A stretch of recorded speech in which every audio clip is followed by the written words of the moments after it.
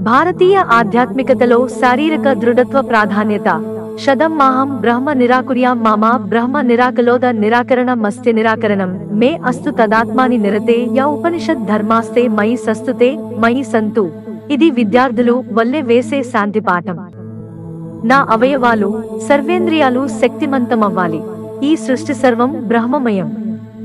నేను బ్రహ్మాన్ని ఎన్నడూ నిరాకరించకూడదు. బ్రహ్మాన్నెన్నడూ నిరాకరించకూడదు. అసలు నిరాకరణ అన్న ఆలోచనే ఉండకూడదు. కనీసం నా వైపు నుంచి ఎటువంటి నిరాకరణ ఉండకూడదు. ఉపనిషత్తు ప్రకారం వ్యక్తికి ఉండవలసిన సద్గుణాలన్నీ నాలో ఉండాలి. నేను ఆత్మపైనే ధ్యానమగ్నుణ్ణి కావాలి. ఇది ఆ శాంతి పాఠం యొక్క అర్థం. ఇక్కడ భారతీయ తత్వచింతనలో భౌతిక ఆధ్యాత్మికాల మధ్య సమన్వయ సాధన ప్రయత్నం స్పష్టంగా కనిపిస్తుంది. వ్యక్తి బలంగా ఎదగాలి. అవయవాలు ఇంద్రియాలు శక్తిమయం కావాలి. ఈ ఆలోచన పసితనం నుంచే కలిగిస్తున్నామన్నమాట. ప్రస్తుతం మనం బాల్యంలో శారీరక పరిశ్రమపై దృష్టి పెట్టం. వ్యాయామానికి ప్రాధాన్యాన్నివ్వం. చదువు మార్కులపైనే దృష్టి.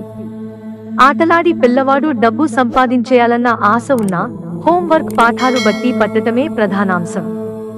దానికి తోడు జీవితంలోని ఉద్విగ్నత, రకరకాల అనారోగ్యకరమైన తిండి పదార్థాలు బాల్యంలోనే వ్యక్తిని శారీరకంగా బలహీనం చేస్తున్నాయి.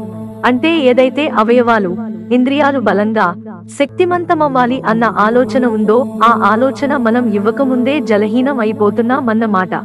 ఇందుకు భిన్నంగా ఊహ తెలిసినప్పటి నుంచి శక్తిమంతుడుగా ఎదగాలన్న ఆలోచన పిల్లలలో కల్పించాలి.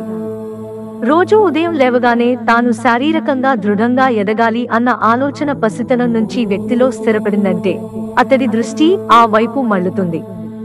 ఒకవేళ ప్రకృతి అతనిపై ఎటువంటి పరిమితులు విధించినా వాటిని మించాలన్న పట్టుదల కలుగుతుంది.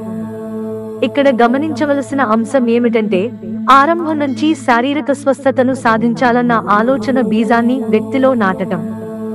ఇది భారతీయ ఆధ్యాత్మికతలో భారతీయ వ్యక్తిత్వ వికాసంలో ఒక ప్రధానాంశం. మిత్రులారా, ఛానల్ సబ్స్క్రైబ్ చేసుకోవడం మర్చిపోకండి. ధన్యవాదాలు.